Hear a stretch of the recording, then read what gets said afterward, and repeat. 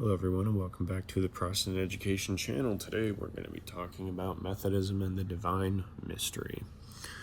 Oftentimes Methodism is strawmanned as not knowing its own theology. I think some of that is due to Methodism's focus on daily living out of faith in piety.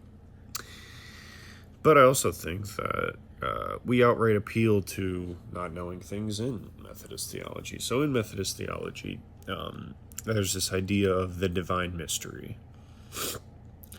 And while many mistake the divine mystery for pure ignorance, it's actually a lot deeper than that.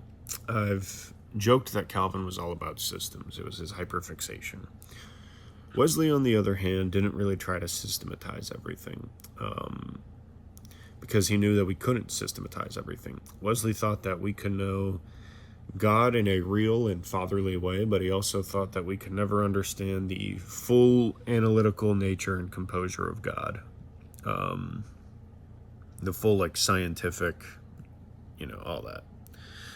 Almost everyone agrees with Wesley that we can never understand the full nature of God, but Wesley kind of outright says it and appeals to it, and he opted not to get bogged down in all the metaphysical conversation of the time. Methodism broadly tends to focus on what God does instead of how God does it. So when it comes to these more specific, metaphysical questions, we leave it up to divine mystery. In Methodism, but there is a focus on the Holy Spirit's active presence. Not in big clippable moments, but in everyday Christian living. We don't really try to speculate on how the Holy Spirit works in our lives. We just know that it does, but we don't try to think about what is it doing right now? Let's see. Where was I? Yeah. We just know that it does. Wesley talked about the witness of the Holy Spirit, this feeling that you are a chosen child of God. That's an important feeling and an important witness. And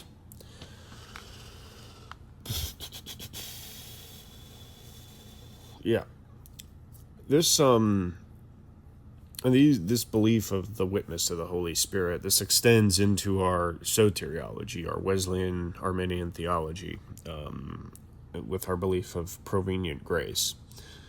So we think that even before someone consciously turns to God, the Holy Spirit is working in them to turn them to God. And then the free will kind of has them make that conscious choice.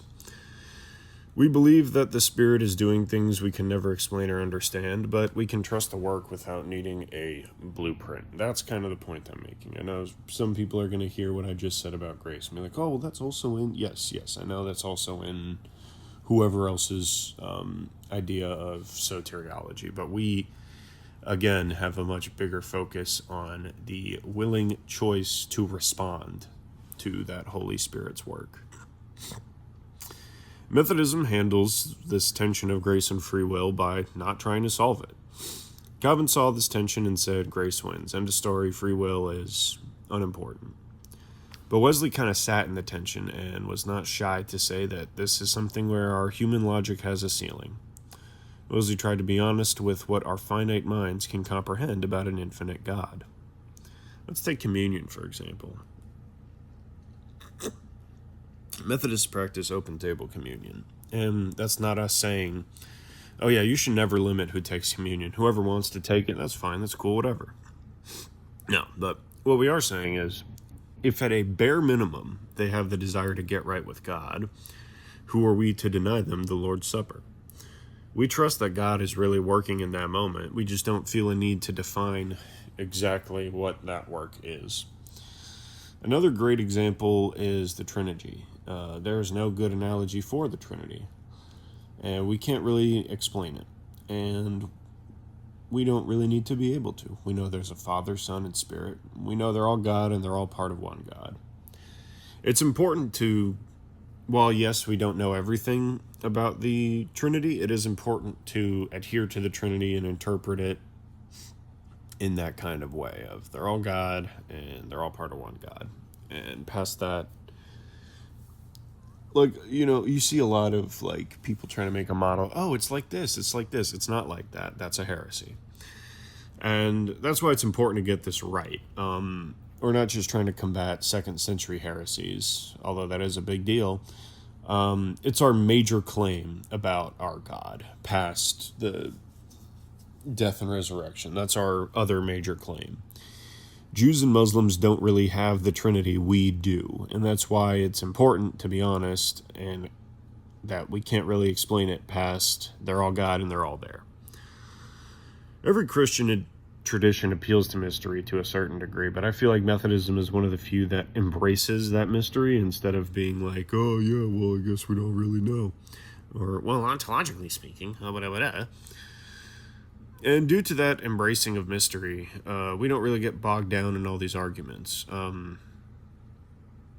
Wesley was heavily inspired by the Pietists, who also didn't really get too bogged down in theological argument and conversation. Both groups had a much bigger emphasis on living out their lives in a Christian way daily.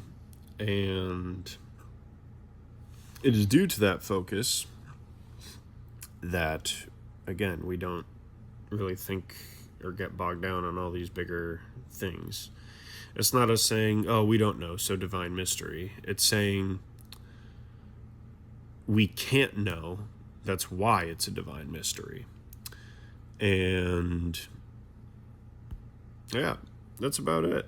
So thank you for watching this video on the Protestant Education Channel. I just started an Instagram page I think it was last week I started it. There's some holdover posts that are just when I used to post like Bible quotes or Bible verses on that Instagram page, but now it's going to be the Instagram page for this channel, so go and follow that. Like and comment and subscribe and share, and if you didn't like the video, click the dislike button twice. All the YouTuber jazz.